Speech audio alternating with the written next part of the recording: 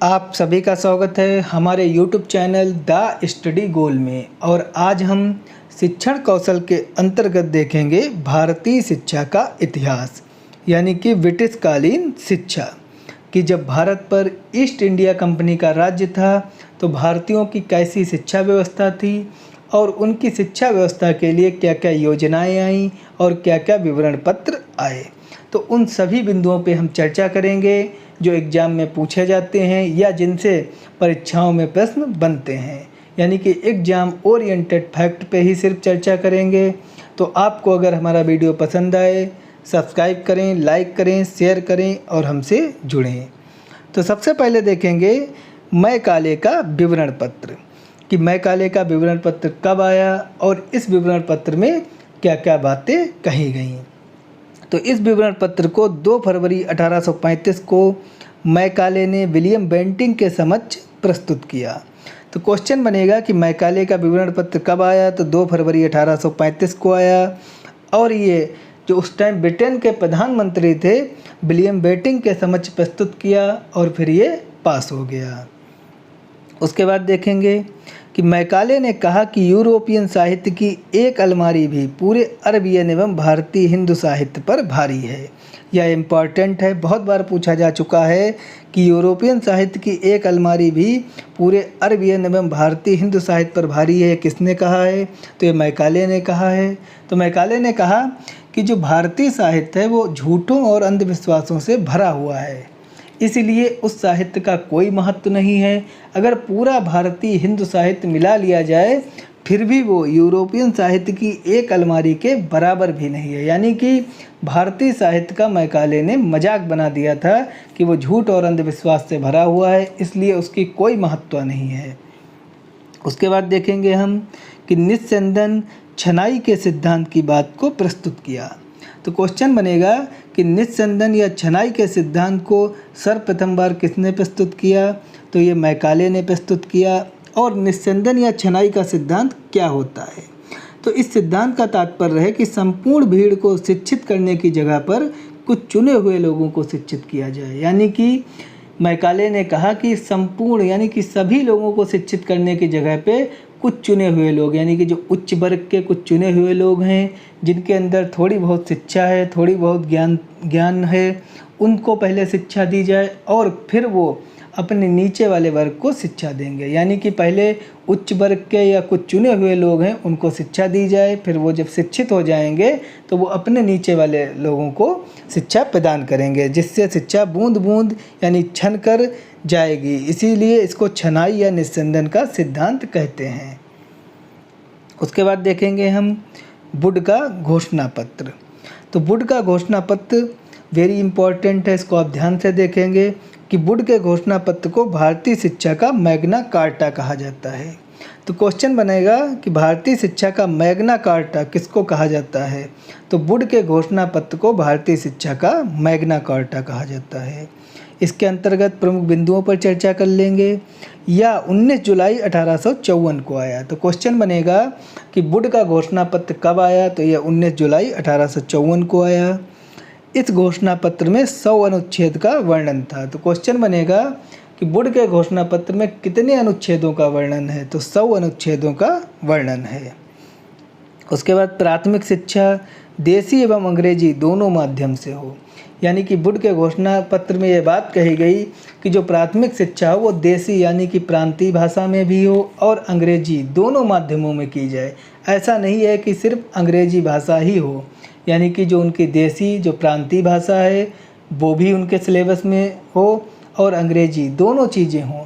तो दोनों चीज़ों पूछा भी जाता है कि प्राथमिक शिक्षा में प्रांतीय भाषा और अंग्रेजी दोनों माध्यम हो। ये बात सर्वप्रथम किसने कही? तो ये वुड ने कही। और वुड का ये घोषणा पत्र कब आया था? ये 19 जुलाई 1854 को आया था। उसके बाद उच्च शिक्षा का माध्यम अंग्रेजी हो।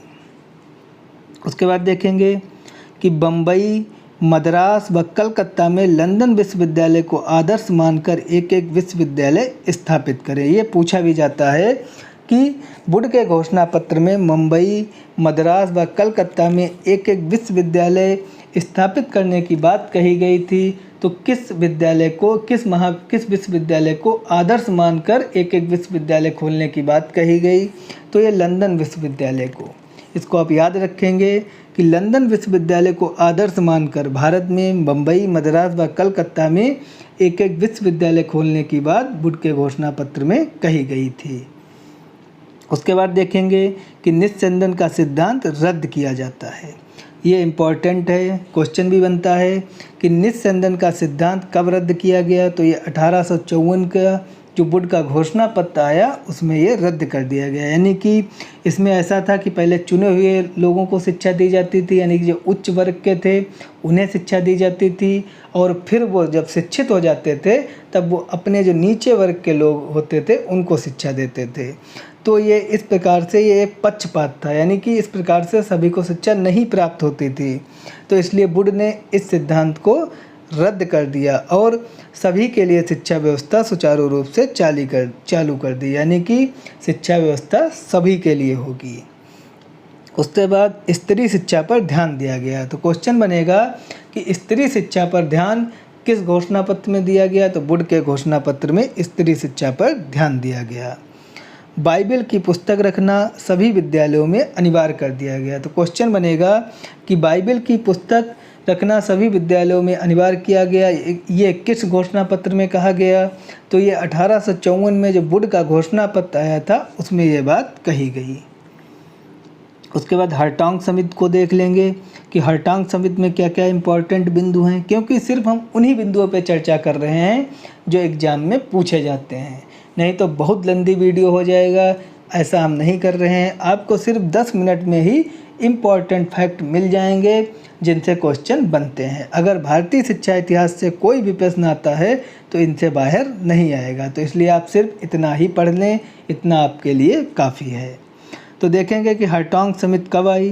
तो हरटॉग समिति 1929 में आई। इसके अध्यक्ष जो थे वो फिलिप हरटॉग थे। तो क्वेश्चन बनेगा कि हरटॉग समिति के अध्यक्ष कौन थे? तो फिलिप हरटॉग थे। उसके बाद मुख्य बिंदु देख लेंगे कि हरटॉग समिति साइमन कमीशन की सहायक समिति थी। तो क्वेश्चन बनेगा कि हरटॉग समिति किस समिति की सहायक समिति थी? तो ये साइमन कमीशन की सहायक समिति थी। उसके बाद सर्वप्रथम शिक्षा का अपव्यय एवं अवरोधन रोकने की बात कही। तो क्वेश्चन बनेगा कि सर्वप्रथम शिक्षा का अपव्यय एवं अवरोधन रोकने की बात किस समिति ने कही? तो ये हरटॉग समिति ने कही। अपव्यय एवं अवरोधन क्या होता है? जैसे कि किसी छात्र को आप 4 बार लगातार फेल कर दें, तो 4 बार जब लगातार आप फेल कर देंगे तो अगर वो नहीं फेल किया होता तो वो कक्षा 5 में होता, लेकिन अभी वो कक्षा 1 में ही है।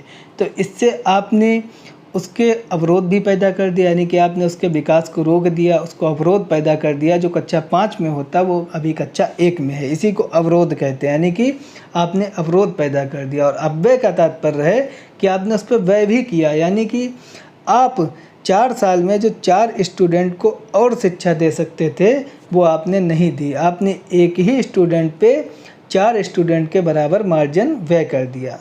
अगर आपने उसको पास कर दिया होता तो वो आज कक्षा 5 में होता, और उसने अकेले ही 4 छात्रों की सीट रोक रखी है।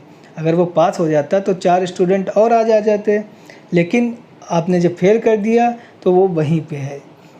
तो यही बात कही गई कि किसी भी छात्र को फेल नहीं किया जाएगा, क्योंकि इससे उसका विकास भी अवरोध होता है और इससे व्यय भी होता है, यानी कि खर्चा भी होता है, जिससे कि और स्टूडेंट नहीं आ पाते। जब आप किसी को फेल नहीं करेंगे तो आप उसकी जगह पे नए स्टूडेंट को ला सकते हैं, यानी कि वही व्यय आप दूसरे नए स्टूडेंट पे कर सकते हैं। उसके बाद देखेंगे कि प्राथमिक शिक्षा की न्यूनतम अवधि 4 वर्ष हो गई।